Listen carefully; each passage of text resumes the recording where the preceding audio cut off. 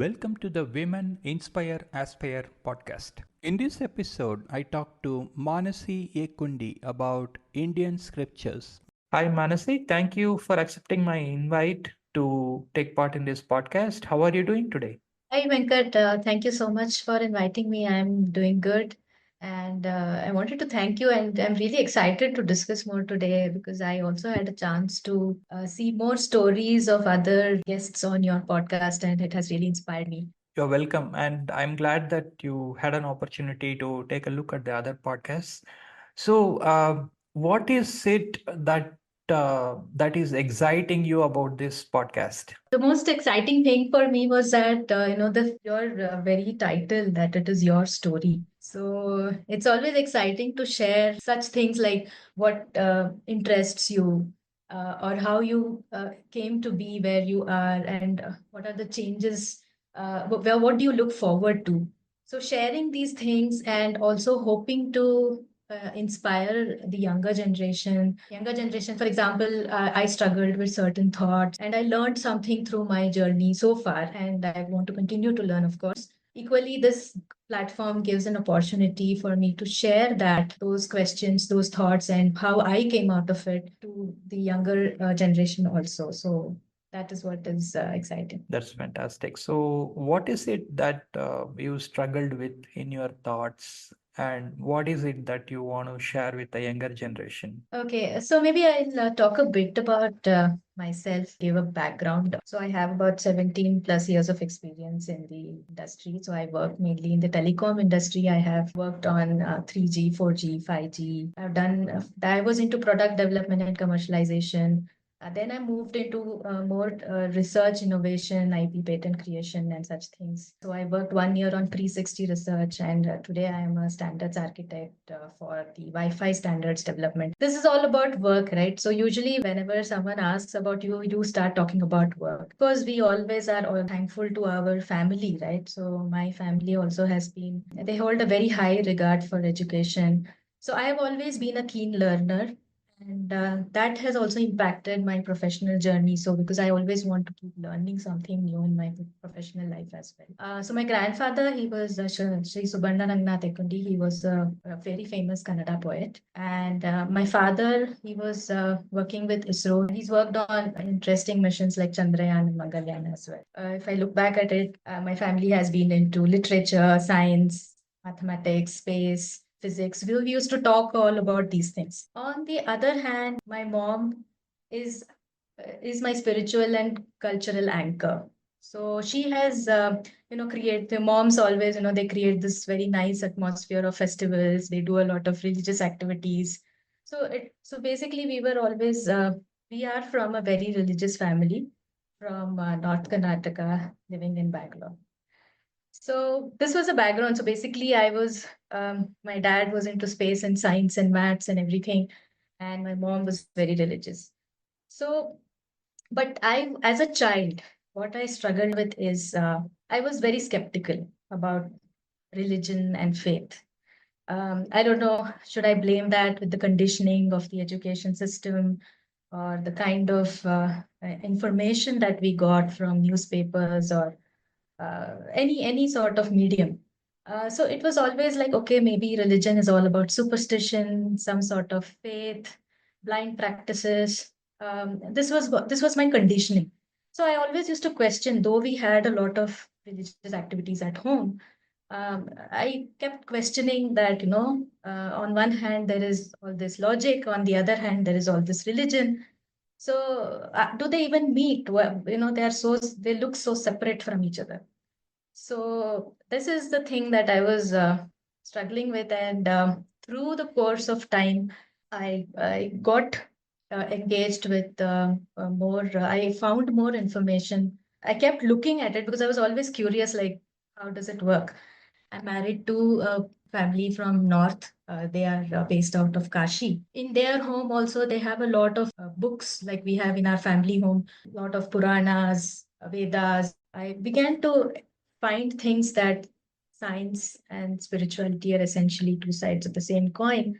And we really need to explore more, look at our texts, look at our books from a more curious angle, And maybe we'll find more things out there, a lot of knowledge out there. It's an interesting intersection that your father is from science and your mother had a lot of beliefs based on the religion and culture. It's a very interesting intersection, and obviously, you might have your confusions about which way to go. You might have tried to reconcile these two things and trying to figure out the truth for yourself, and it which is an interesting thing, but it takes a lot of energy and it also causes a lot of confusion, especially when there is very little information available on our history and our past and our way, the Indian way of approaching the science.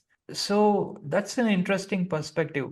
When you talked about the curiosity, what was the next step that you took to address your curiosity and what did you do exactly? Yes. See, I've always been skeptical at first. So my journey started as being a skeptic and always questioning, but I did not find those answers immediately. Then we started, parallel universes existing, and in Interstellar, there was this concept of time on one planet moves much slower than time on Earth. Say, for example, even if you spend 1 hour extra on the particular planet on which they were trying to find life, accidentally had to spend some extra time over there, but they lost n number of years, maybe 20, 25 plus years on Earth. So there was this concept of time runs differently at different locations. I always thought at that point in time that, okay, these concepts, maybe we have the physicists, the scientists who are exploring all these aspects, and Hollywood is trying to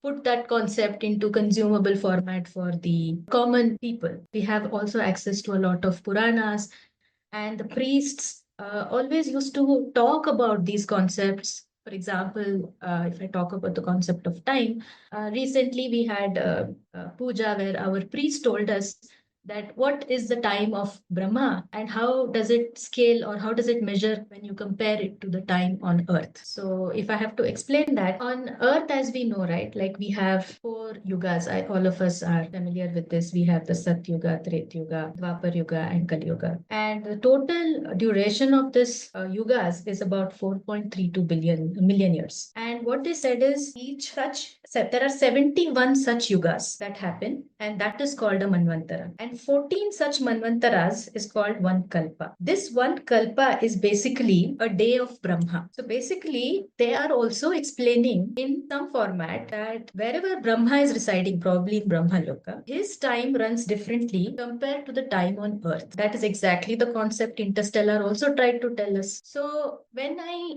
got hold of such information, like when I got understood such information. So what I thought is like there could be many of us who are also struggling with similar thoughts. We have a set of religious practices, we have all this logic, space, science, and all that. But what if we look at our texts, our Puranas, our religion, our information, whatever we gather from those who practice it, from a more curious lens than a skeptic lens. So, for example, if someone who is researching in physics, while he is doing from a Western school of thought, why not also look at our own Puranas and texts, which give this kind of an information, and then proceed the research from there? So, not just dismiss it as a religious text, doesn't have any basis to it. Why not explore it? And then either prove it or disprove it. There was also the thing that I came across about the multiverse. So I do listen to podcasts and a lot of other information like from Swamis. That is where first time I came across, and they have quoted reference of Srimad Bhagavata and Vishnu Purana and Ramayana for such stories about the concept of multiverse. I would like to share a few stories about that, like how our Puranas have explained the concept of multiverse. There is this one story, I think the reference is from Srimad Bhagavata. So, what happens is, as we all know, Krishna is residing in Dwarka during the Dwapar Yuga. And our Brahmaji, he went and he wanted to meet him. But since Krishna was Dwarkadhish, he was the emperor of that nation, there were gatekeepers and they would not let Brahma go and visit him. They would ask him, "Who are you?" And he says, "No, I am Brahma. You just go and tell Sri Krishna that Brahma has come." The gatekeepers went and told. Krishna ask him which Brahma he is. And the gatekeepers came and told Brahmaji, "Krishna is asking you which Brahma you are." And Brahmaji was so surprised. He said, tell him he is the four-headed Brahma is here. I am not sure there are any other Brahma. There is only one Brahma. And so once this back and forth happened, and finally Brahmaji got to go inside and meet Krishna, he was like so surprised and he was not able to understand why these questions were being asked. And he asked Bhagavan, why did you ask me this question? Which Brahma? And Krishna, through his Yoga Maya, show Brahma is that you're not the only Brahma. There are lakhs and crores of other Brahmas also. So many Brahmas he was able to see. So then Krishna explained that every universe has a Brahma, Vishnu, and Mahesh. That is a creator, a person who maintains it, and a destroyer. Through this very beautiful story, if you just probably read it like a story, Brahma came, Krishna told, and all that, probably we would miss the essence of it or the nuance of it or the depth of it. But if you look at it, every Brahma, there are so many Brahmas, that means so many universes are there. It's a concept of the multiverse. It was like really fascinating for me when I came across the story. And ultimately, like what I would request our youth is that, look at our scriptures, not just from a story perspective, there was a king, a queen, and this happened, that happened, but also what are the layers beneath that? What is the message that the scripture is trying to say? And if there is a certain concept, like for example, in this there was multiverse, concept of time, such things that come up, then instead of dismissing it, why don't we look at it from a curiosity perspective and then bring in the modern methods of proving or disproving it? Or we could create tools to measure these things, do more research around these things, then see how it goes from there. And from my perspective, what I would like to do, though having my own work commitments and other things, but in my free time and eventually maybe when I retire, I would like to make this information more consumable to our younger generation so that they look at it from a more curiosity perspective. Okay, that's great.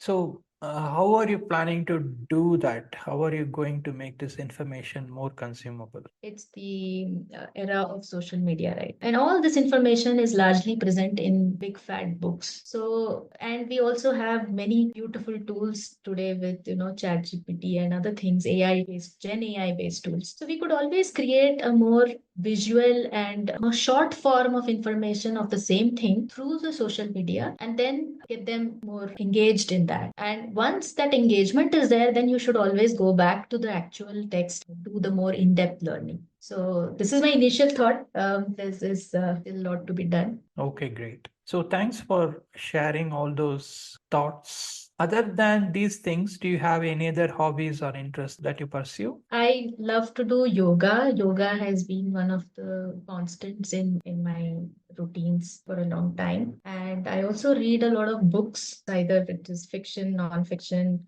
biographies. So I'm always reading one or the other book. Okay, wonderful. It's really a wonderful thing. You're giving a platform to many of us to share our thoughts and experiences. So thank you for that. Okay, great. You are welcome. I do have a small message for especially the women, youngsters who are in the corporate workforce or any workforce for that matter. With your permission, maybe Sure, go ahead. I would like to take this opportunity and this platform to share this thing again. One of the other things that I'm really passionate about. A woman in the industry, any industry for that matter, was a very tough task. There wasn't that much help available. If we look at our own mothers, grandmothers, definitely there was a lot of struggle, and yet they did the best that they could, right? But today we have, of course, we're really blessed that there's a lot of help around, our own families help, even the ecosystem has a lot of solutions to do the work balance. So my message to young women is that there is always going to be a question of work life balance, especially women go through that during maternity or during, even if they are get into a married life, so they'll have two families to take care of. There will be elder care issues. There will be families to support, a lot of events to attend to, apart from your work commitments. And as you grow older, also, you'll have a lot more work commitments. And I want to say two things. I want to quote one thing which I read from the book Marie Curie's biography, written by her daughter, Evie Curie. So there was this one statement that she put, and it It really blew my mind. So I want to quote it. The idea of choosing between family life and the scientific career did not even cross Marie's mind. She was resolved to face love, maternity, science, all three, and to cheat none. By passion and will, she was to succeed. In same year, she brought into the world her first child and the results of her first research. So I was like blown away when I read this, and it is so true, right? With passion and will, which is there a lot in all of us, and if we are just committed, if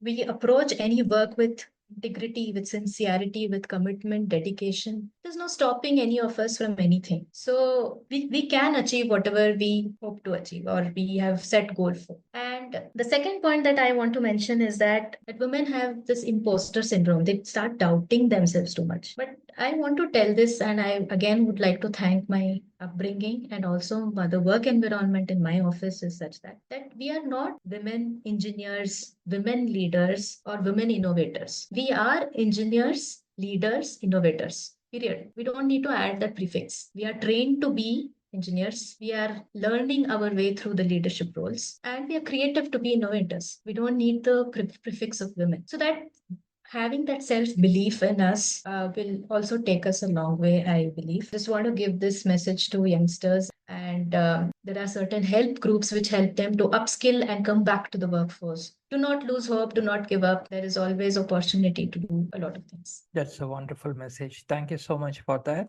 Thank you so much for participating in this podcast and sharing your views. And I wish you all the best in your work as well as your research and your contributions to bringing meaning to the our scriptures and making it available to the younger generation and make them understand what this is all about in terms of logical science. So thank you so much once again, and I wish you all the best. Thank you so much, Venkat. Please take care. Bye bye.